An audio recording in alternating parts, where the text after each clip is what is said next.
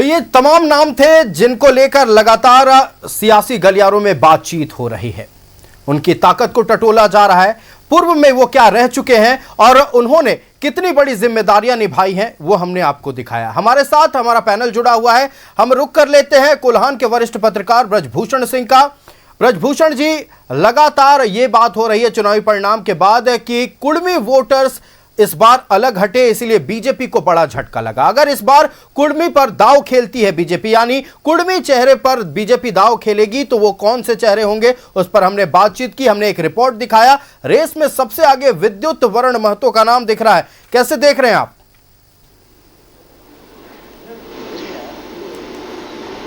Voice cut गया, आवाज आ रही है? जी बिल्कुल, अपनी बात रखें। जी, कुर्मी मत नेता के रूप में विद्युत बाबू की अपनी पहचान है। निश्चित रूप से रिपोर्ट में जो बातें बताई गई वो ग्राउंड जमीन लेवल पर वो सच्चाई है। अब ये नेतृत्व अगर निर्णय लेता है कि हमें कुर्मी वोटरों को साधना है, देखिए अभी चुनाव में लगभग 4-4.5 साल का समय बचा हुआ है।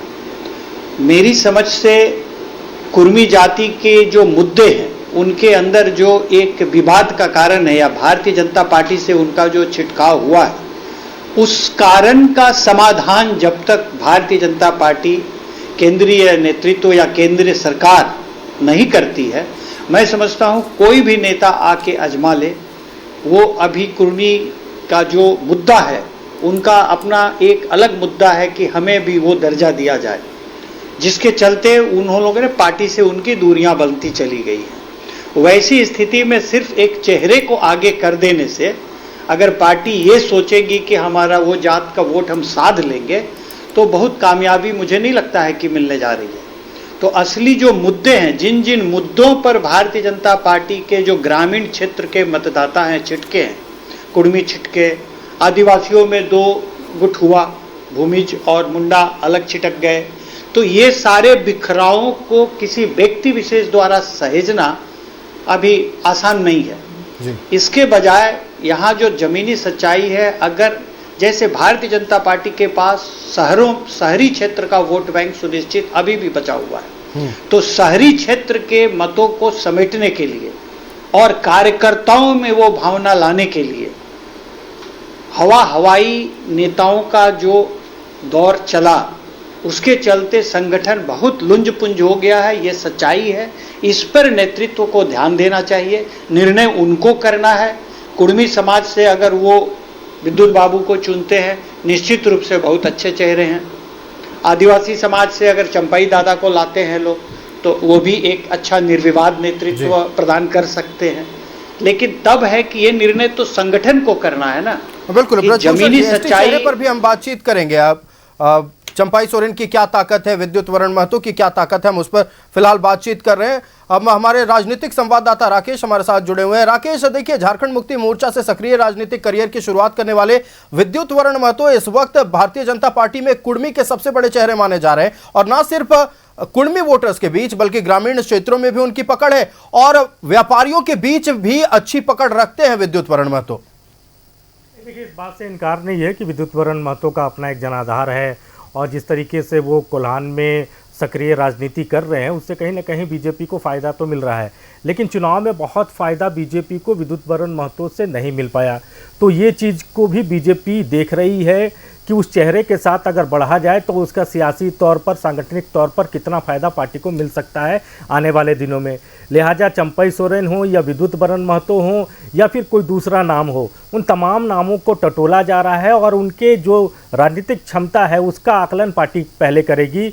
ये देखेगी कि उनमें कितनी क्षमता है, किस वोट बैंक को वो कितना साथ पाएंगे, क्योंकि जब प्रदेश नेतृत्व की कमान किसी एक हाथ में दी जाएगी तो कोशिश यही होगी बीजेपी की कि उसके आश्रय तमाम वो वोटर जो बीजेपी के कोर वोट बैंक रहा है उसको साधा जाए। उसमें वो ओबीसी भी आ सकते हैं, उसमें एससी भी आ सकते हैं, उसमें आदिवासी भी आ सकते हैं, क्योंकि आपने भी चुनाव में देखा होगा 2024 के जो चुनाव परिणाम आए और ख़ासतौर पर जो रिजर्व सीटें थीं उसमें बीजेपी पूरी तरीके से फिसड्डी साबित हो गई।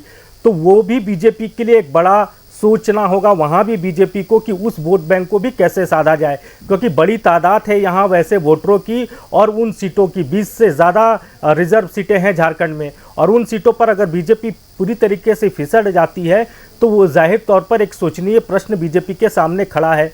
तो यही वजह है कि किसी एक नाम को लेकर बीजेपी अभी बहुत कुछ सोच नहीं पा रही है। कई नामों को लेकर टटोला जा रहा है, कई नामों को लेकर चर्चा हो रही है, यहाँ से बिल्कुल हर पहलू की जांच हो रही है और हर पहलू पर बातचीत हो रही है पार्टी के भीतर भी और राजनीतिक गलियारों में भी कि आखिरकार क्या ताकत है और क्या एक व्यक्ति विशेष किसी एक खास वर्ग के वोट बैंक को साध सकता है। रुचि बिल्कुल आयुष, देखिए सबसे ज़रूरी चीज़ें अभी जो वर्तमान में बीजेपी को समझना चाहिए, जो चुनौती है कि कार्यकर्ताओं को पहले कैसे एकजुट करे। वोट बैंक तो बाद की बात है, क्योंकि बीजेपी जो है वो कई खेमे में बटी हुई दिख रही है।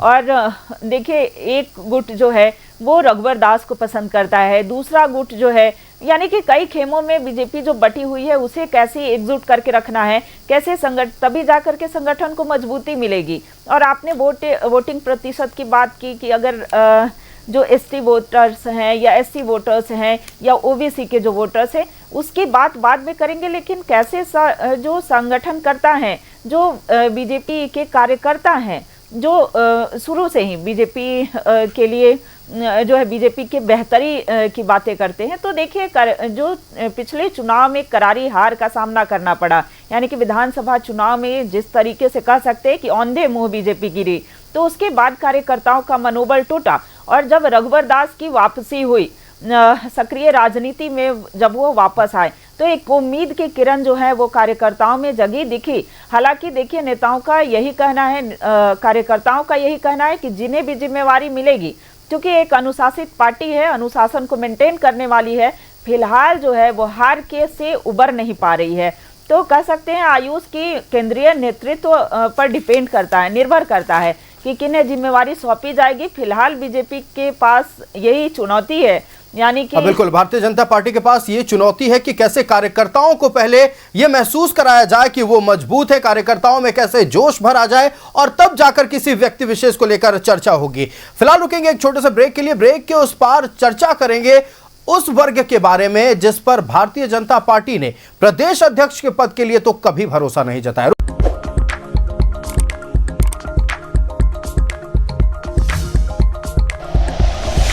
Like and share videos, subscribe करें हमारा चैनल और प्रेस करें बेल आइकॉन।